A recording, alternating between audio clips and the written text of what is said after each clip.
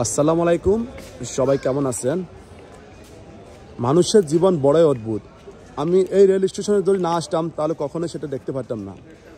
আমি এখানে আসার পর দেখলাম যে একটা ছেলে, নাম হচ্ছে রাকিব, তার বাবা নাই, কোনো ভাই নেই, তার মা হচ্ছে পাগল। তার লাইফটা কীভাবে কাটে এখন আপনার সামনে সেটা তুলে ধরবো। দেখেন এর মা কি করতেছে, দেখেন আমরা একটু দেখাই। দেখেন ওনার সারাটা দিন রাত উনি শুধু এগুলো করবে, মানে এই যে গর্ত ফেলে গর্তের ভিতরে এগুলো ঢুকাই দিবে বা কিছু বের করবে। মানে সেই দেখি তো ইয়া রাকিব এদিকে আসে তো কি কি ঢুকাইছে আপনি বলেন একটু। কি তোমার আম্মু কি করে বলো? আম্মু কি করে বলো? যে তোমরা রাকিব, তোমাকে একটা কথা বলবো, যে তোমরা যে বাড়িঘর থেকে আসছো কতদিন আগে? থাকে না তোমার আম্মা বাড়িতে? না, তোমার খালারা জায়গা দেয় না। তো এখন তোমরা কিভাবে যে চলতেছো, কিভাবে খাইতেছো ভাই? আচ্ছা আন্টি, আন্টি একটু কথা বলেন। আপনি এগুলো কি করেন? এগুলো কি করতেছেন? তাবিজ করতেছেন? না, তাবিজে মানুষ অসুস্থ হয়ে থাকে। কেন? তখন আমরা এটি কাড়ি দিতেছি। কাড়ি দেন কেন? তো এমনি থাকলে মানুষ অসুস্থ, মানে এগুলো যদি আবার থাকে তাহলে মানুষ অসুস্থ থাকবে। আচ্ছা, অন্যান্য এগুলা মানে কাটে দিতেছেন নাকি? আচ্ছা, এই যে পলিথিন, এই যে হোলটালটি, এগুলা কি জন্য ঢুকে রাখতেছেন? এই যে কাগজ পলিথিন এগুলো হাড়া তাবিজ দিছি। তাবিজ কেন? দেখেন ওনার কথা শুনে বোঝা যাচ্ছে যে ভাইয়া আমি একটা কথা বলতেছি, রাকিব এদিকে আসো তো ভাইয়া।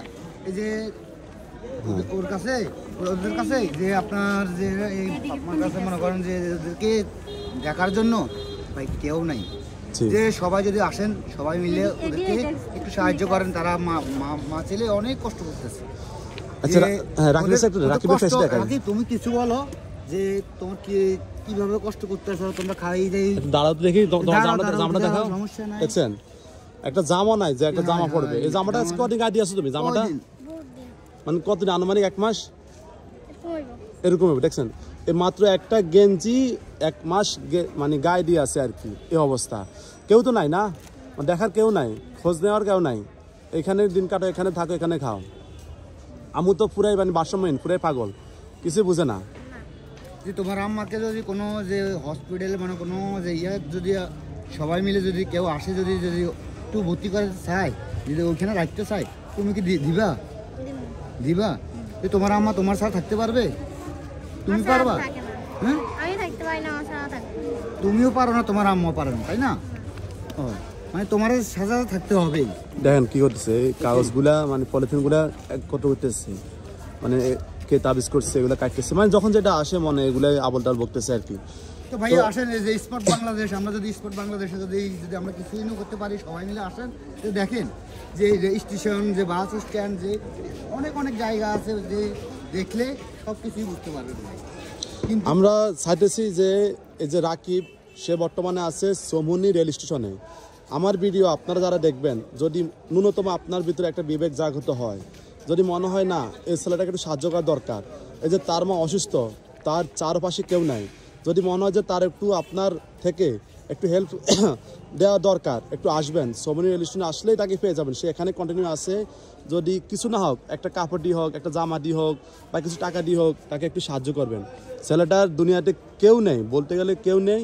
একটা মা আছে, মাওটা পুরো পাগল, ভারসাম্যহীন, ঠিক আছে?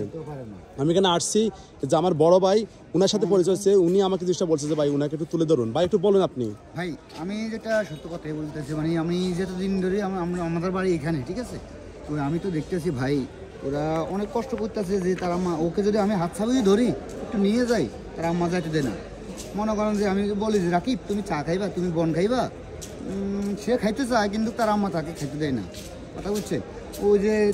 ওই দিন পরশু দিন তাকে বলছি রাকিব তোমার কাছে খাওয়ার টাকা আছে? বলছে না, আমার কাছে খাওয়ার টাকা নাই, আমি যদি এখান থেকে যাই আমাকে নিয়ে যদি 500-150 টাকা পাই, তাইলে ওই টাকা দিয়ে আমাকে নিয়ে 3 বেলা খাবো। যাইয়া 150 টাকা পাইছি আর আমাকে বলছে ভাইয়া 150 টাকা পাইছি, একবেলা খাইছি রুটি আর চা, একবেলা আমরা ভাত খাইছি 50 টাকা দুইজনে, তাইলে আর কত আছে তোমার কাছে রাকিব বলো? রাকিব বলছে 50 টাকা আছে। আমি বলছি রাকিব ঠিক আছে, তোমার টাকা লাগলে আমার বলিও, তার আম্মা তাকে টাকা যে ধরতে দেয় না, আর কি করবো, সে আর কি করবো, পেট ভোগে আম্মা জন্য রাখে, সে এইভাবে থাকে। দেখি ব্যাগগুলো কি আছে, ব্যাগ কি ঢুকেছে ব্যাগে এই যে দেখেন, ব্যাগে আছে এই যে কাঁচা মানে বস্তা, যখন যেটা পায় সেটা যখন ব্যাগে যেটা পায়, ব্যাগে ঢুকে রাখে। ওদের ব্যাগে কিছুই থাকে না, ওরা মানে এই যে মানে হাবি যাবি। যখন যেটা পায় এটা ঢুকে রাখে। আর যাক, অবশ্যই একটা কথা বলতে চাই, এই মহিলাটা অনেক দিন মনে করেন যে কষ্ট করতেছে, এই জায়গা না ভাই, অনেক জায়গায় কষ্ট আর যাক, এটাকে আপনারা যদি কেউ পারেন ওনাকে একটু সহযোগিতা করবেন। আসলে ওনাদের কোনো মোবাইল টোবাইল কিছুই নাই যে একটা নাম্বার টাম্বার দিব, তারপর আপনারা চলে আসবেন স্টেশনে, ঠিক আছে? স্টেশনে আসলে তাকে পেয়ে যাবেন। এটা হচ্ছে নোয়াখালী চৌমনি রেলওয়ে স্টেশন। এখানে রাকিব বললেই যে কেউ দেখা দিবে, হ্যাঁ রাকিব বললেই দেখা দিবে, ঠিক আছে? এই যে চৌমনি, আমি চৌমনি রেল স্টেশনে আছি, রাকিব বলে দেখা দিবে। যদি পান ওনাকে একটু সাহায্য করেন, ঠিক আছে? তো ভাইয়া আসলে সবাই মিলে আমরা যে যে ইয়েটা নামছি, সবাই মিলে আমরা একটু হেল্প করি। আসেন যে যে মন্দিরের মানুষ থাকে, আসেন ভাই, সবাই হেল্প করি। এবং আর ভিডিওটা একটু শেয়ার করবেন, সবাই একটু বেশি করে শেয়ার করবেন, যাতে আমাদের রাকিব একটু ভাইয়ের মোবাইলে শেয়ার করবেন, একটু উপকার পায়। শেয়ার করবেন, ভাই যেন একটু পায়। আচ্ছা ঠিক আছে, ধন্যবাদ ভাইয়া। আসসালামু আলাইকুম ভাইয়া, যদি আমার কথায় যদি মনে কষ্ট নিয়ে থাকেন তাহলে আসবেন। ওকে, ধন্যবাদ ভাই, আসসালামু আলাইকুম। আসসালামু আলাইকুম।